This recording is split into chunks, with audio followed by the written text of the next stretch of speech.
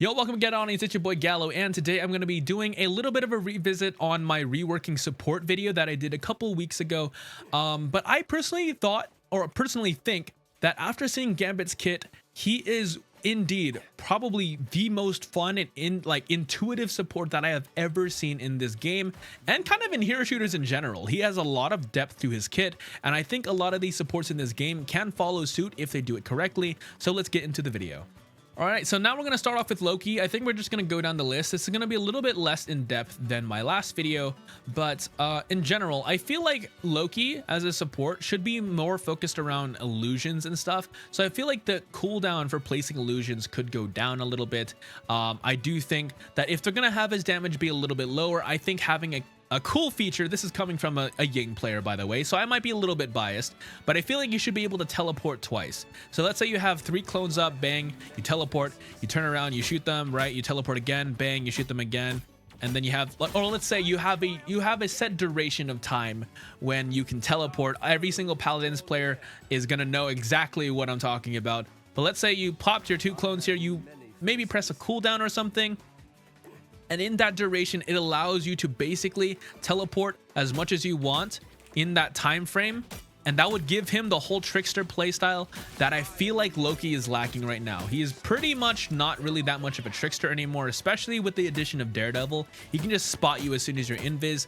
So I feel like having this as a cool playstyle would be really cool. You can nerf his healing, maybe up his damage to make him more of an off support, but maybe not up his damage. You can keep his damage the exact same, but I feel like that would just be a really cool playstyle for him in general. Another buff I would give to Loki to make him play more like a trickster, an illusion specialist and stuff, is to make it so that his invis, let me turn off cooldowns real quick. So if we press it out and get out, it's a 15-second cooldown. I personally feel like it would be cool if, let's say you go into stealth, and if you're in stealth, I feel like your backstab right now does negligible damage. So if you do this and backstab, it does nothing. It quite literally does nothing. So what I personally feel like it should do is when you go into stealth and you go behind an enemy, you do this, and let's say you do that, you spawn it in and you stab them. I feel like it should do 200 something damage. It make that actually useful. And you can make his footsteps louder. You can make it obvious that he's gonna come and backstab somebody. But I feel like they should take advantage of the backstab passive. It's deals extra damage when attacking enemy from behind. That is probably one of the most useless passives I think in the game. And I feel like leaning into that would be a really cool thing for this character to have. Let's say backstab and bang. That does nothing, man. So I feel like they should probably buff that up, make it do 200 damage, and then you can follow up with a couple of basic attacks. And let's say you get the final hit on that enemy, you can recloak yourself. I think that would make this character so much more fun. You can maybe lower his healing, lower his damage, I don't care. But just having that ability to playmake like that would be just insane. Another thing is that Lamp, I feel like it's an okay ability, I would say, but as someone who is of the advocate that I want less immortality abilities into this game, I personally feel like that field should be just a damage ramp field, or maybe in that field you have increased fire rate or something like that. I feel like that would make it a lot better. Or you can make it so that when you're in your domain or something, let's say you pop this, you can reproc your invisibility and stuff.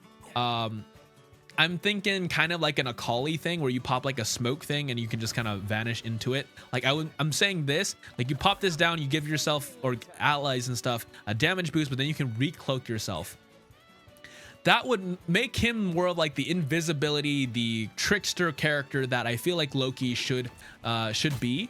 But I feel like that is a pretty cool design for Loki. I will say again, for his ultimate, I saw some feedback from my last video, and make it so that you can't copy the same ultimate twice, at least not twice in a row.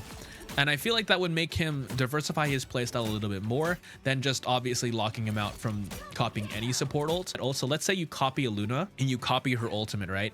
Let's say your duration is cut in half and your proficient, like maybe duration is shortened. It's not the full amount. So instead of 10 seconds, you pop it for 6 seconds, and it maybe does like 75% of what the original one does. Where if you pop a Star-Lord ult, for example, you instead of it being 8 seconds, you have an ult for like 5 seconds, and it does 75 or 80% of the original damage.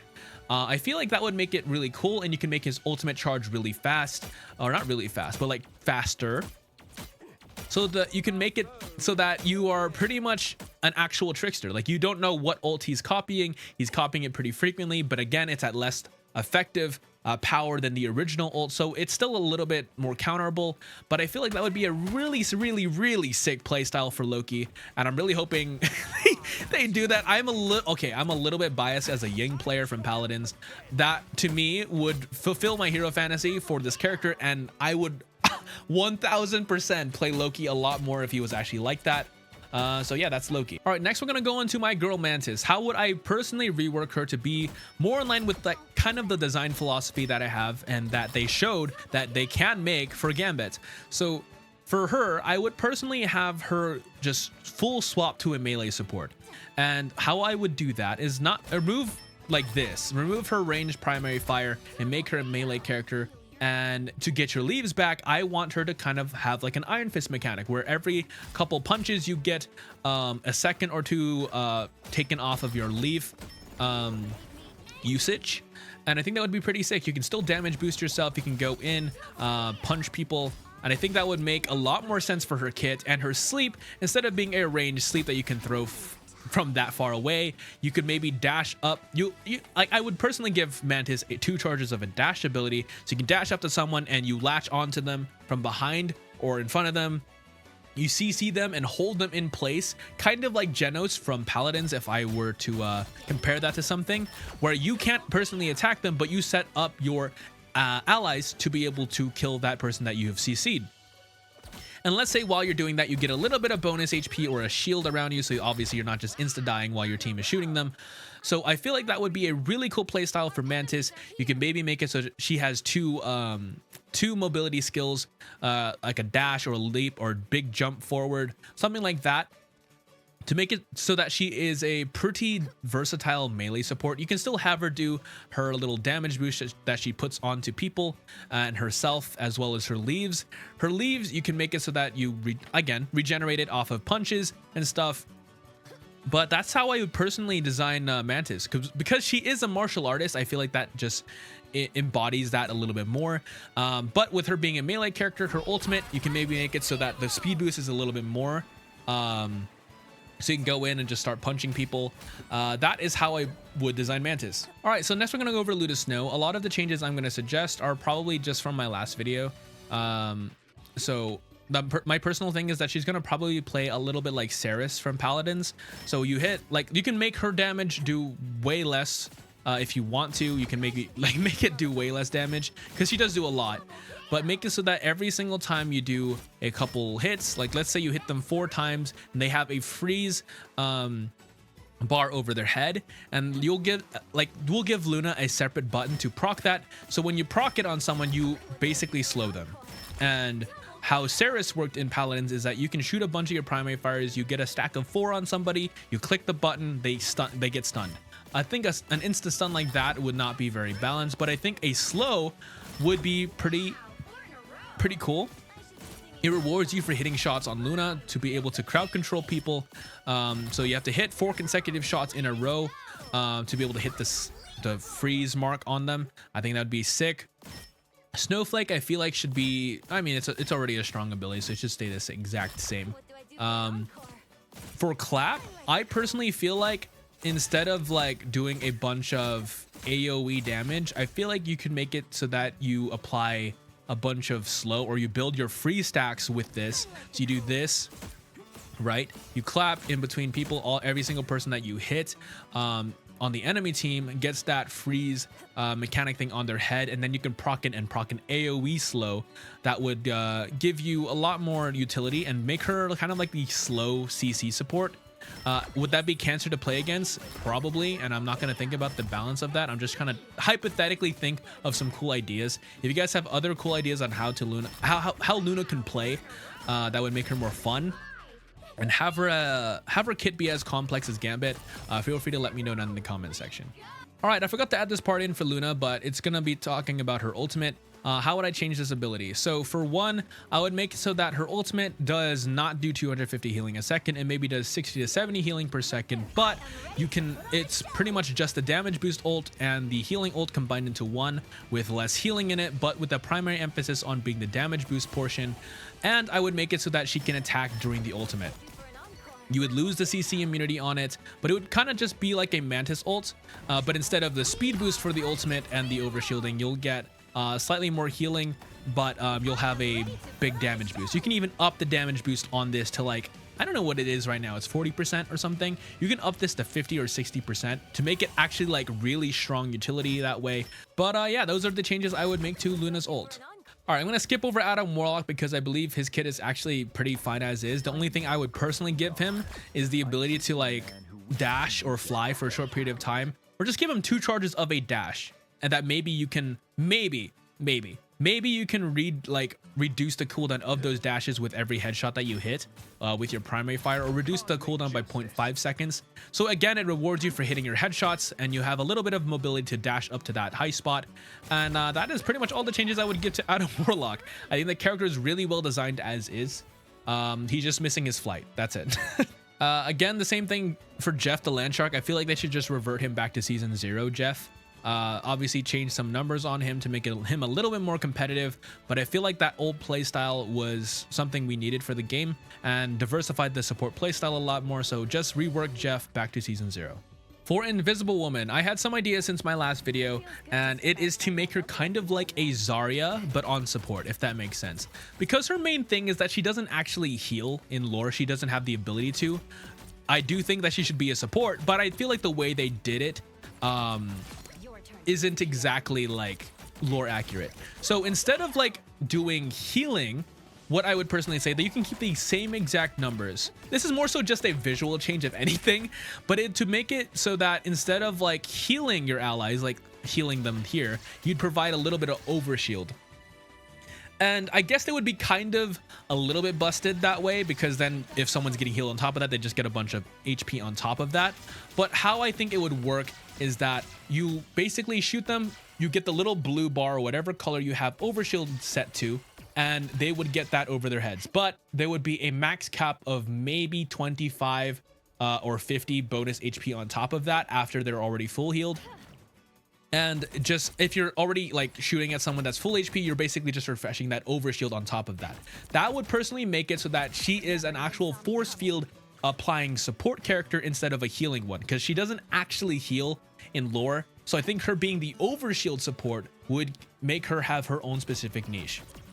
I think that the pull ability is fine. I think this ability is fine. The only thing I would personally change is her right click. So her right click, where she is able to basically hold up a shield in front of somebody. It's cool, right?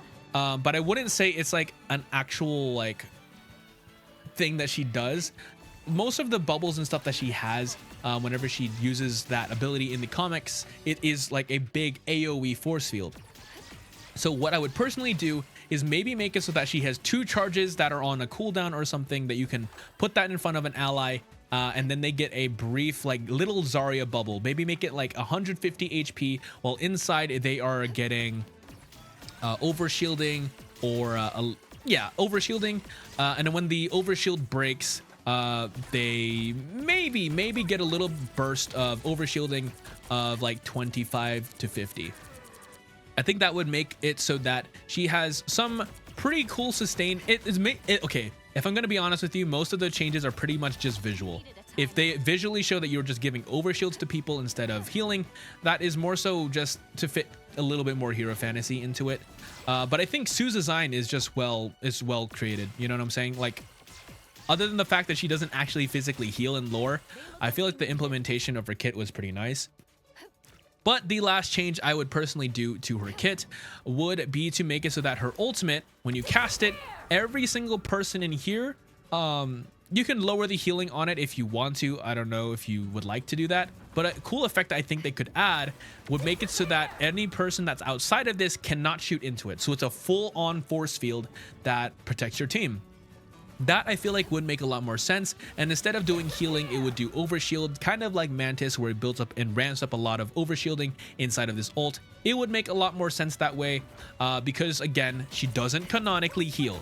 So I feel like making her more of an overshield support would fit her hero fantasy a lot better. Now on to Ultron. So Ultron, in my humble opinion, he is probably the most boring support to play. I would probably play Cloak and Dagger and Rocket over Ultron right now. The only cool thing about his kit is that he does a bunch of damage, and that's it.